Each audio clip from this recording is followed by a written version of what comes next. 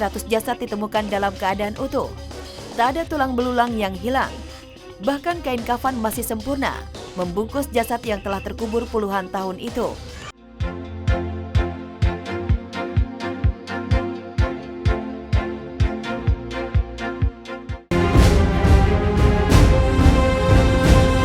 Kisah nyata penguasa Turki Atatürk, jasadnya ditolak bumi.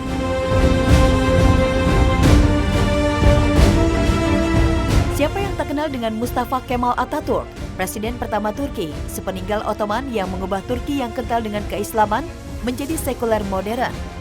Dia dikenang sebagai pahlawan pendiri Republik Turki dan dikenal sebagai diktator pertama dalam dunia Islam.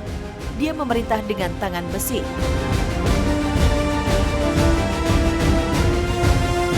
Membuat Turki menanggalkan keislamannya.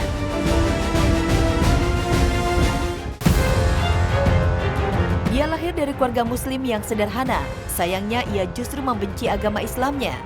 Dia mengubah Turki untuk tak lagi menggunakan hukuman syariah, seperti potong tangan bagi si pencuri, hukum rajam bagi penzina. Lalu digantinya dengan hukum penjara saja. Menggantikan pula majelis-majelis ilmu dengan tempat lokalisasi pelacuran dan diskotik. Tidak hanya itu, Atatürk juga menghapus hukum hijab bagi muslimah. Nasib tragis di ujung hayatnya menderita penyakit kulit.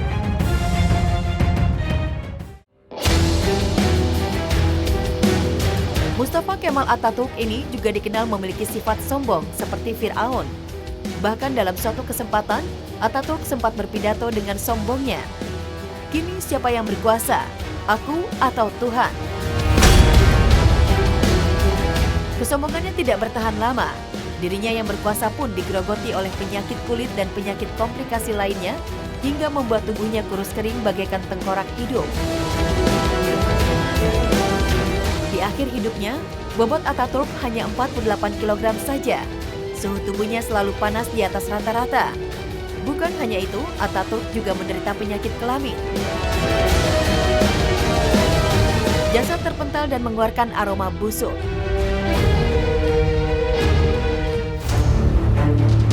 Ironisnya, saat dinyatakan meninggal, Atatürk tak lantas langsung dikuburkan.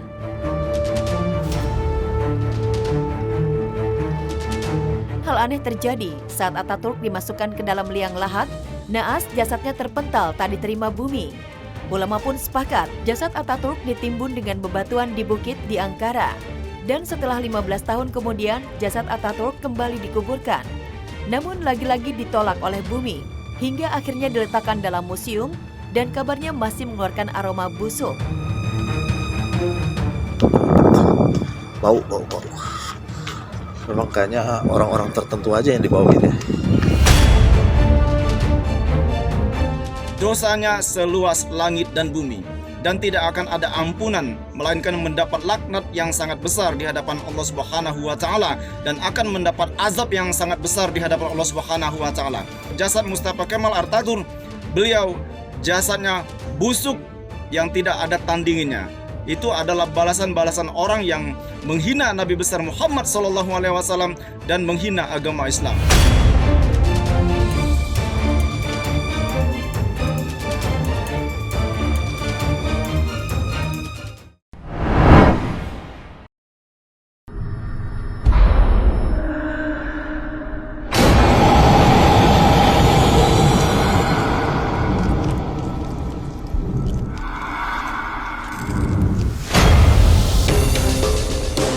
Misteri penelusuran jenazah utuh Cilegon. Misteri di balik bongkar makam jenazah utuh. Inilah yang sempat terekam oleh warga beberapa waktu lalu saat pembongkaran sejumlah makam di Cilegon, Banten. Sejumlah jasad ditemukan utuh. Tim Celeb On News melakukan penelusuran langsung ke lokasi. Lebih dari 100 jasad ditemukan dalam keadaan utuh. Tak ada tulang belulang yang hilang. Bahkan kain kafan masih sempurna, membungkus jasad yang telah terkubur puluhan tahun itu. Kurang lebih 155. Dan itu masih bagus lah dasarnya. Iya. Padahal Udah puluhan tahun. Ada yang 50, bahkan ada yang 60-an. biasanya tulang itu menyatu, Iya. kalau enggak terpisah. Mungkin itulah keajaiban yang Maha Kuasa, gitu kan. Mungkin atas segala perbuatannya gitu. Intinya kita melihat nyatanya seperti itu. Wallahu alam. Doa bersama dilakukan warga sesaat sebelum pembongkaran. Namun warga tak pernah menyangka jika keajaiban jasad jadi satu fenomena yang mengejutkan. Mau mengadakan penggalian kuburan atau pemindahan relokasi ke sana, kita mengadakan Selamatan dulu. selamatan berdoa bersama di sini, karena kita harus punya adab dan etika terhadap almarhum di sini gitu kan. Ya, yang punya lingkungan di sini kita tetap harus salam gitu kan. Kita mau ngambil jasad-jasad tersebut mau dipindahkan ke lokasi yang baru. Bahwa kita ini akan mengadakan pemindahan jenazah. Makanya kita di situ mengundang para ustadz, para muspika itu biar kita itu sah, artinya resmi. Memang waktu itu memang ada yang saya rasakan, Pak. Jadi hal-hal gaib itu kayak menyentuh badan saya gitu tuh, Pak. Tapi karena saya positif aja, mungkin beliau namanya alam gaib kan kita harus percaya karena memang ini kan ya alam gaib itu pasti tersentuh, Pak.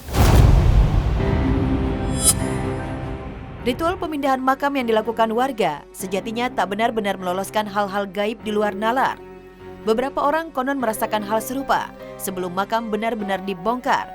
Tak ayal, berbagai cerita penuh misteri pun mulai berkembang. Tak ingin ruh merasa terusik, warga memilih untuk tidak membongkar jasad yang masih utuh dalam balutan kafannya. Kalau di luar yang utuh, itu ya kita temukan tulang. Nah, untuk tulang ini kita kumpulkan. Jadiin satu, kita bungkus dengan kain kafan, kasih minyak. Ya layaknya seperti mayat baru lah. Nah, karena memang ini kan manusia, jadi harus kita pakai adab juga. Terkubur puluhan tahun, tapi masih utuh, tapi dia kotor, kita tetap tidak diganti, cuma hanya ditimpa kain kafan yang baru. Ya itulah keajaiban Allah, kita tidak tahu. Ya itu yang jelas terlihat seperti itu, walaupun tidak terbentuk jasad yang utuh, artinya cuma hanya berbentuk kerangka tapi utuh. Masih nyambung, masih jelas. Seperti kerangka lah. Cuma dia masih terbungkus oleh kain kafan tersebut. Secara ilmiah, fenomena jasad utuh mungkin saja terjadi karena faktor adisopera atau senyawa organik yang secara alami memperlambat pembusukan jenazah. Namun dalam pandangan spiritual, jasad yang utuh konon adalah jasad pilihan ilahi.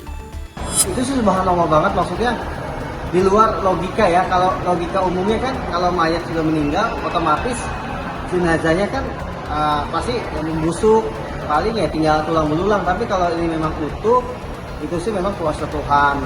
Udah pasti di dunia pun dia berbuat amal soleh, amal yang baik-baik. Yakin bahwa manusia yang baik, manusia yang beragama baik udah pasti akan dipelihara sama Allah SWT.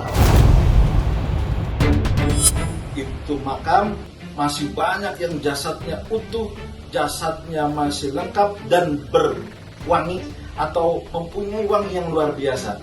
Dan di antara jasad yang tubuhnya utuh dan badannya utuh, organ tubuhnya dijaga oleh Allah adalah salah satunya orang yang menghafal Quran, orang yang membaca Quran, dan orang-orang yang menegakkan syariat Islam, menjaga perintah Allah, juga ulama-ulama yang menyebarkan pendidikan tentang ketauhidan syariat kepada Allah.